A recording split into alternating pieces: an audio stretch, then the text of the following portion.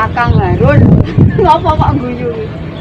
Ngapa kok guyu kowe wis tepung to kowe karo calon bojone Mbak Sumu Kang Harun. Mulakno kanggo ngenteni Kang Harun ndok to awake dhewe saiki seneng-seneng kok iso nyanyi apa lagi. Iso ta? Gue pacul apa menjap. Kaya aku tak nyanyi. Wah, aku malah bingung.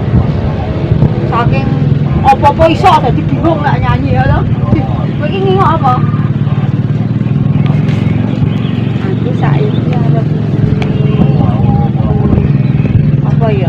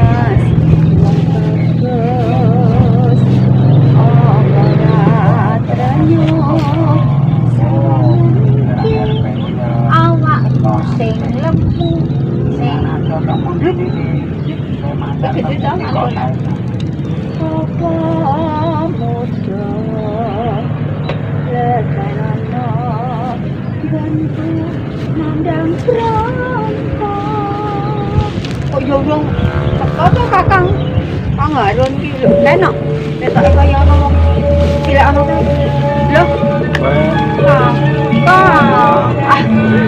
bulan nang ndi aku teko ning kene wis pirang-pirang jam yo ampun aku masih ngene wis suwe aku masih menjak-menjek kuwi ya aku WA mau ora WA aku piye to Kang karepe jam 12 oh.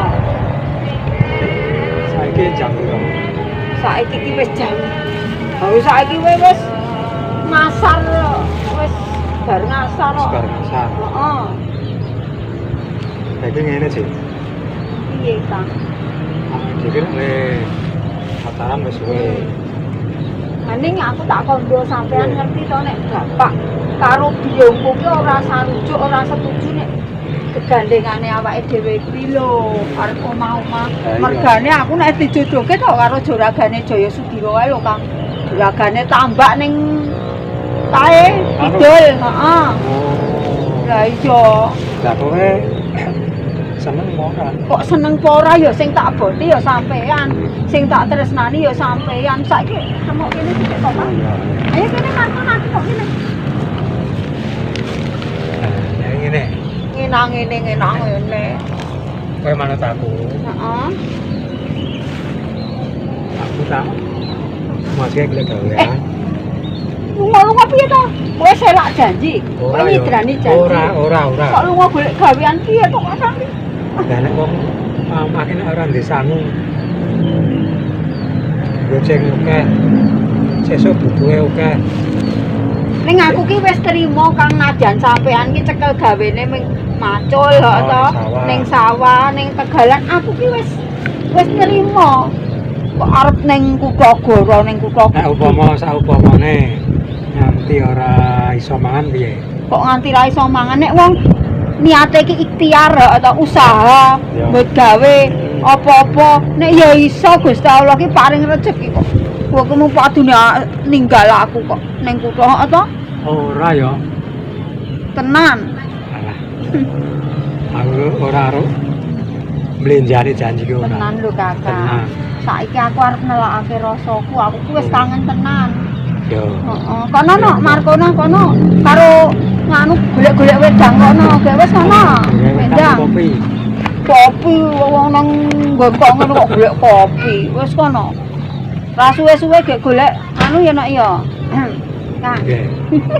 Aku kisin lho, Kak. Ning yo mung aku tok sing kok tresnani. Nah, yo. Tenan. Ora ana kowe jomblo kowe.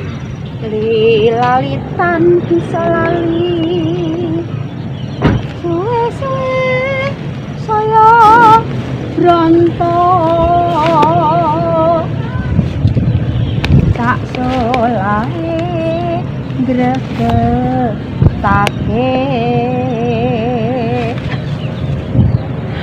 Gembiliku wohing tawang kedebukan raga ning wang nang camping reca kayu tenan lho Kakak. Iya. Aku ora bakal silak karo kowe. Dalenjet madosi dika. Kok saiki awakmu kuru to? Apa lara, Kang? Wis sesasi ra ketemu gek panas Ya, ya. awakmu iki. Sekarang mikir kowe kuwi. Tenane, kok aja-aja mikir liyane. Tenan lho Kakak. Yakin. Saiki piye prayugan iki nek kesuwen aku selak seneni bapak karo biyongku. Kok piye? Aku tak pamit bali. Ya ora kono. Ini sampean tenan. Yakin. Tetep arep ning Yo, yo. Utagara. Aku arep nek gawean sik. Kowe nek entuk gawean terus aku mulih.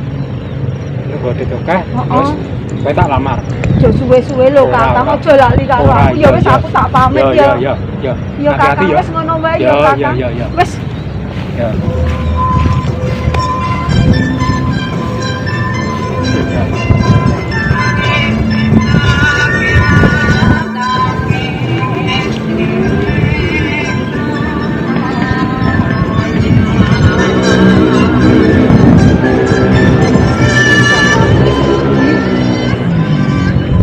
Kang Harun tinggal aku najan. Tinggal ning kok menawa ning sawetara wektu besuke iso kumpul ketemu karo ning Utagara kuwi. Nang aku kok dijodohke karo juragane Jaya Sudiro aku trimo. Aku ora tresno. Siti kok malah neng jaban omah sore-sore lagi ngopo iki? Pak Jaya Sudiro to. Lah ya Jaya Sudiro. Jenengan iki ngopo tindak mriki napa? Aku mrene ya mergo wong tuamu. Oh, jenengan tindak mriki mergo bapak biyongku. Lah iya Nika to. nek ajeng nemoni ten mburi mrika. Nek nemoni bapak karo biyungmu ya mengko sithik. Kok mengko dhisik? Loh, aku perlu ketemu Siti sithik. Sadurunge ketemu wong tuamu. Sampean Piye? ki mriki niku ajeng nemoni kula napa wong tuwa kula? Lah ya. guyung-guyung. Aku rene kepengin ketemu wong tuamu ya Akhirnya karo buru Siti. itu. Ya karo ketemu Siti. Ajeng napa nek Loh. pun ketemu kula ten mriki ajeng napa? Lho, nalika semama wong tuamu butuh anggerane butuh golek nggoge beya. Mula ya apa wae tak cukupi. Angger mara kurang njaluk apa tak nehi nggo mbangun omah nganti kaya ngono kuwi. Tegese sampean niku jenengan niku nggih to Pak Heeh, Jaya heeh. pamrih to. Loh, Le cucul le weh-weh niku mengajeng niku wau. ngene ya. Bapak karo biyungmu aku arep gegawean tulung diwangi-wangi dibantu. Sesuk yen anakku wis gedhe, kowe tak jodohke karo anakku. Ning mengke Bapakmu ngono ngono kuwi. kula karo dijodohke karo Pak Jaya Sudiro. biyung. Iya. Lucu nggih, aneh. Loh, ora lek aneh. Ya kula niku saumure anake sampean kok. Bojone jenengan ku wis 7 lho. Nggih to sing resmi ana 4. sing liya-liyane sing ning jaba. Mbok jenengan iki lho. Nggih to najan sampeyan ki wong sugih. manut karo bapak terus nalika semono bapak ya duwe pinuwun kaya ngono kuwi apa aku ora gelem Ning aku ya gelem sing nglakoni bebrayan iku kula. mula ngene Kula mboten seneng, kula mboten pun, Pak. suwe ora ketemu Ketemu karepmu, ra karepmu. asliramu Wah, sampean iku wong dituwake kok kaya ngono. Nek kula seneng ki ora apa-apa, ora masalah. gawe kangening hatiku Kangen karepmu, ra karepmu. lah ya cetha ta ya mesti kangen Yuk pripun, pun. tak suwun marang sliramu Kok dadi kepiye niku? Wes pun kula mboten pulang ora gelem manut sini ayo kana iki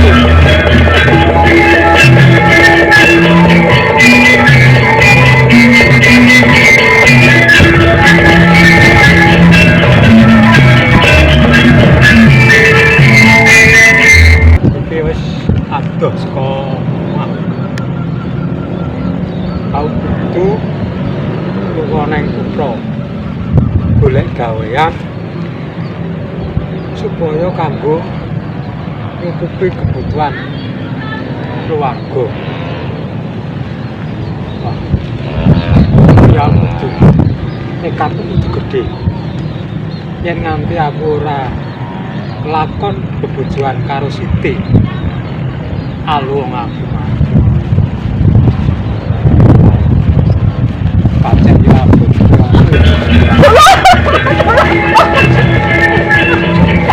Kang Harun. Kok kowe ngopo? Kowe kono kapan kene kakang? Aku tak takon. Mulane ning kutha Solo. Ujune ketemu kowe nek ora wis dadi ngopo? Kuwi juragane Jaya Sudira kae lho, Cuk. Kowe ya udah paksa ngepek bojo. Siti mandek Siti mandek